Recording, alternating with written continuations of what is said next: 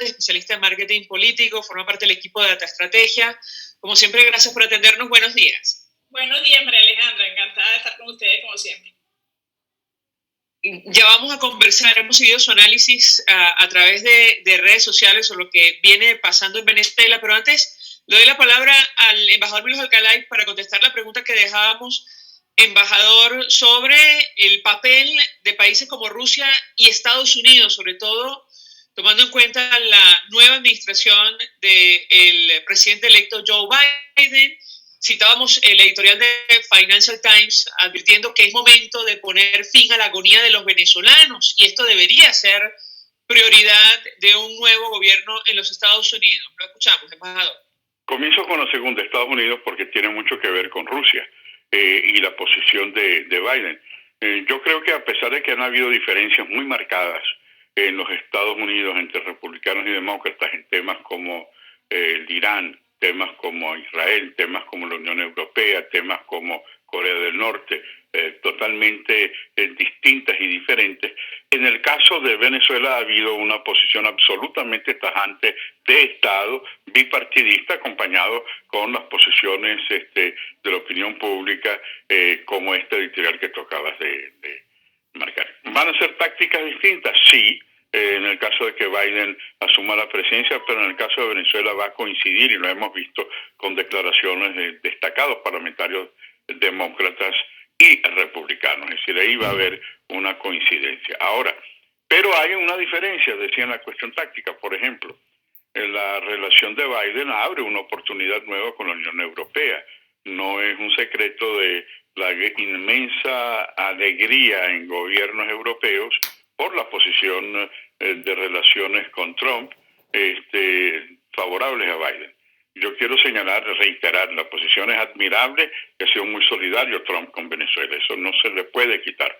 Ahora, la situación continúa y Biden va, si ciertamente continúa con las posiciones que han tenido, inclusive durante el régimen de Obama, Venezuela va a ser una prioridad. Y eso nos abre la segunda esfera. Una vez que haya una estrategia común, y yo creo que esa es la oportunidad de Biden, estrategia común, Unión Europea, América Latina Democrática, Grupo de Lima y los otros países que integran nuestro hemisferio, y Estados Unidos, es muy difícil que Rusia pueda continuar actuando como si fuera la Unión Soviética. No puede continuar en esa posición, porque es que además de eso, no solamente el aislamiento desde el punto de vista de las sanciones, sino que la injerencia extracontinental de Rusia debe hacer ver al señor Putin que no es favorable por los intereses de los rusos defender algo tan tóxico, que ha sido rechazado. Por cierto, cuando uno ve, yo hablaba en la primera parte del programa que se repite lo del rechazo a la Asamblea Nacional Constituyente, se repite el rechazo a la elección usurpadora de Maduro, pero lo importante en este caso y en este momento ha sido la forma inmediata, o sea, no hubo ni un día de distancia para que no se convocara bilateralmente y multilateralmente la Comunidad Democrática de Naciones para rechazar, repudiar y condenar estas elecciones fraudulentas e inconstitucionales. De manera que yo veo allí una importante posición de países que puedan influir en que el señor Putin finalmente no intervenga de la manera negativa como lo está haciendo en estos momentos. Embajador, un millón de gracias por atendernos, acompañarnos la mañana de hoy. Carmen Beatriz Fernández, que ha escuchado la última parte de la intervención del embajador Milos Alcalá. Yo le preguntaría acerca del tema de la legitimidad, que es la discusión que se abre a partir de este momento, producto de la reacción de la comunidad internacional, de las irregularidades en el proceso del domingo, de la baja participación. ¿Qué puede decirnos? Bienvenida. Sí, escuché al embajador Milos Alcalay y estoy completamente de acuerdo con lo que venía diciendo, ¿no? Ahora, creo que aún estando de acuerdo con todo lo que dijo, creo que habría una precisión, porque unos cambios en la política de Estado de los Estados Unidos en relación a cómo llevan las relaciones del mundo podría por carambola arrojar cambios en los aliados fundamentales del gobierno de Maduro. Esto es, cambios con respecto a Irán o cambios con respecto a Cuba por parte del Departamento de Estado podrían desencadenar desencadenar cambios también con relación a Venezuela, pese a que la política del Departamento de Estado hacia Venezuela explícitamente no cambie, ¿no? Entonces, eso creo que es un elemento a tener en cuenta, ¿no? Efectivamente, el rechazo del orden de lo que se ha venido llamando el norte global a lo que sucedió el domingo en Venezuela ha sido prácticamente unánime por parte de todo el continente americano, por parte de Europa. No es sorprendente, ya se sabía, eran una convocatoria electoral que había sido objetada por inconstitucional desde su misma convocatoria. Había unas condiciones tremendamente fraudulentas y el domingo lo que se hizo fue ratificar eso. Es decir, ahí no ha habido sorpresas en relación al rechazo a lo que ocurrió el domingo, pues ya todos estos países venían anticipando que no iban a reconocer lo que surgiera de ese domingo de elecciones, entre comillas, convocado por Maduro. Ahora, ¿qué hubo de sorpresivo el domingo? Digamos, había muchas cosas que estaban cantadas.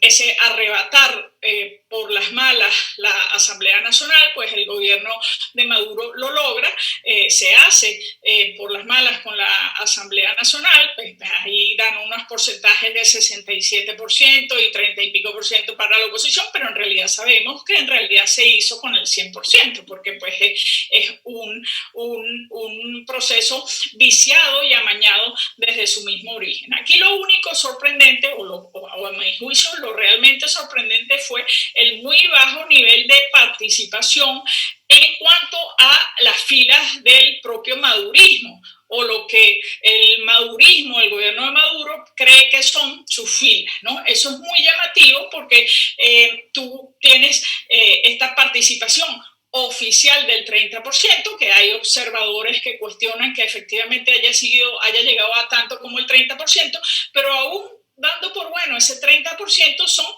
15 o 16 puntos por debajo de la anterior convocatoria, donde también el oficialismo jugó solo, que fueron las elecciones, entre comillas, nuevamente presidenciales del 2018. O sea, entre el 2018, que Maduro juega solo en esa convocatoria electoral, y lo que pasó el domingo en Venezuela, han perdido oficialmente 16 puntos de participación, y en términos de votos para lo que el madurismo llama su base electoral, ha perdido 2,5 millones de voluntades. Y eso con una cantidad enorme de presiones que vimos el domingo y que las vimos denunciadas desde muy temprano, y cosas realmente bizarras que se dieron al final de la tarde, ¿no? O sea, con toda esa presión, con todo ese empujón, con todos los voceros del régimen diciendo que el que no vota no come, aún así lo que ellos consideraban su fuerza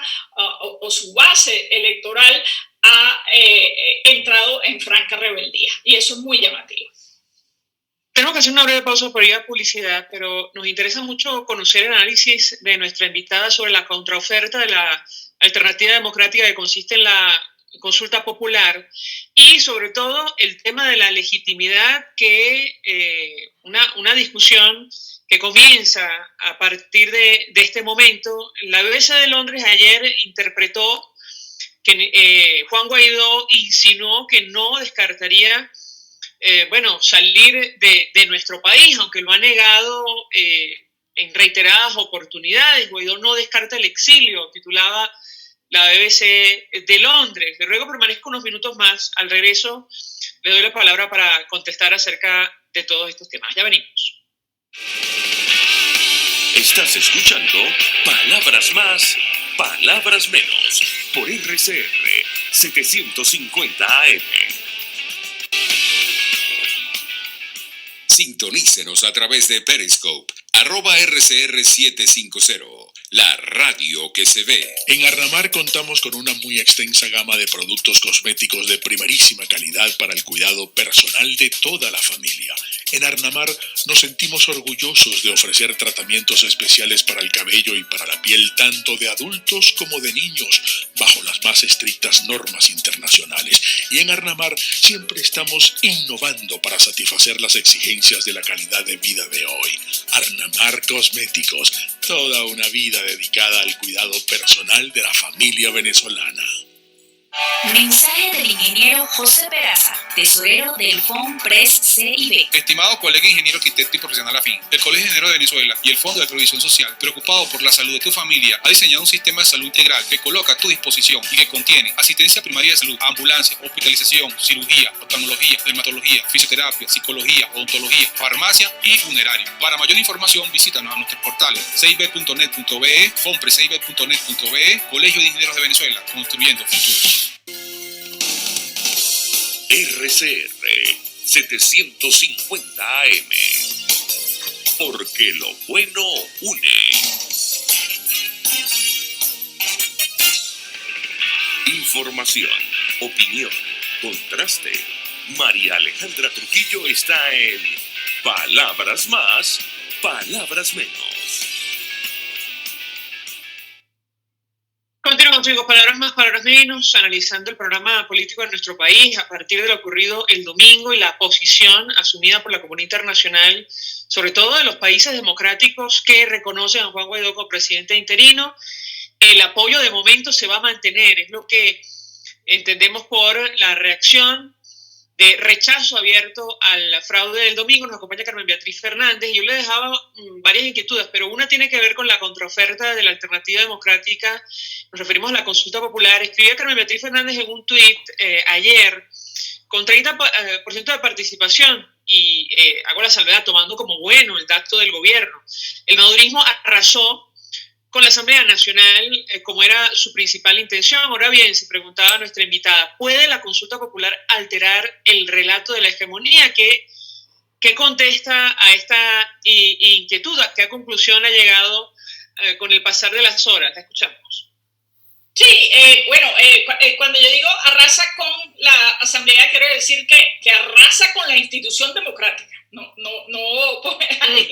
me cuestionaron el tweet. No arrasó en los resultados, de acuerdo. Que había tenido un resultado avasallante. No, arrasó con la claro. institución democrática, que es la última institución democrática que quedaba en Venezuela y que era reconocida como tal por todo el mundo, ¿no? Entonces es bastante grave y bastante serio. Pero eso era lo que el madurismo, eso era lo que Maduro buscaba, quitarse de encima la fastidiosa Asamblea Nacional y al fastidioso Guaidó, ¿no? Ese era su objetivo y eso lo hizo a trancas y a barrancas, desoyendo todos los consejos de gente de su entorno que le pedían dar un paso hacia adelante, hacia atrás, retroceder un poco por sentido estratégico, pero lo desoyeron y se y llegaron al resultado que llegaron. Ahora bien, ¿qué pasa ahora? O sea, la pregunta es, ¿ahora a dónde vamos? Porque evidentemente la consulta es una manifestación de protesta. La consulta popular que yo creo que va a tener mucho éxito y va a tener mucho éxito, entre otras cosas, porque va a ser muy fácil superar ese 30% de participación que dio oficialmente el gobierno de Maduro o el supuesto árbitro de Maduro, ¿no? Entonces, pero vamos a estar claros, eso es simplemente una consulta que se establece como una protesta que tiene un valor importante, un valor simbólico muy importante, un valor cuantitativo muy importante y un valor sobre todo, creo yo, de construcción de padrón y de construcción de organicidad política pensando hacia el futuro. Pero la consulta en sí misma pues no tiene mayor valor que eso porque es una consulta unilateral, tan unilateral como fue la convocatoria de Maduro hacia el 6D. O sea, Maduro básicamente hacia el 6D, convocó a su gente con los mecanismos de presión a su alcance y las fuerzas democráticas de la sociedad están convocando a esta consulta que básicamente consulta solamente a la parte mayoritaria de la sociedad. Pues es una parte mayoritaria, pero no es toda la sociedad. Entonces, ahora lo importante es, yo creo que es en esta semana, de aquí hasta el día 12, se tratará de construir ese relato que es un relato que contrastará con esa supuesta victoria que anunció Maduro, ¿no? Y sin embargo, lo importante de cara al futuro, digamos, es ver qué va a hacer la comunidad internacional, porque la comunidad internacional efectivamente ha sido tremendamente enfática, desconociendo el resultado del domingo, pero no ha sido tan enfática reconociendo a la Asamblea como continuidad. Ahí es importante distinguir porque entiendo que Europa se ha fijado un plazo de un mes. No hay un consenso. En Europa la toma de decisiones es compleja normalmente y no existe un consenso entre los distintos países si deben reconocer o no la Asamblea saliente como en funciones de continuidad administrativa o de continuidad constitucional, ¿no? Eso se han dado ese plazo de un mes y hay que ver qué pasa en este mes. Este mes además coincidirá con la toma de posesión del nuevo gobierno en los Estados Unidos, ¿no? Que también será un factor. O sea, el gobierno de Biden no asume hasta el 20 de enero y si Europa se ha fijado un mes a partir del 6 de diciembre, estaremos hablando principios de enero. O sea, a esos dos eventos van a coincidir y todo pareciera indicar, como también decía el embajador Alcalay, que en los próximos días o en los próximos meses veremos una actuación de la comunidad internacional mucho más coordinada entre Europa y los Estados Unidos de lo que hasta ahora ha sido. Hasta ahora venía haciendo la postura de los Estados Unidos, era una postura del Departamento de Estado mucho más de imposición y ahora yo creo que es previsible encontrar una postura mucho más de armonía consensuada entre lo que va a ser Europa y lo que va a ser Estados Unidos en relación al tema venezolano. Gracias, Carmen Beatriz Fernández, como siempre, por atendernos, acompañarnos, especialista en marketing político, expresando opinión y análisis acerca del tema que hemos debatido la mañana de hoy. Lamentablemente se nos ha agotado el tiempo, nosotros nos despedimos, lo hacemos en nombre de todo el equipo, lo dejamos por todos los medios. Gracias, María Alejandra. Hasta luego. El Fondo de Previsión Social del Colegio de Ingenieros de Venezuela presentó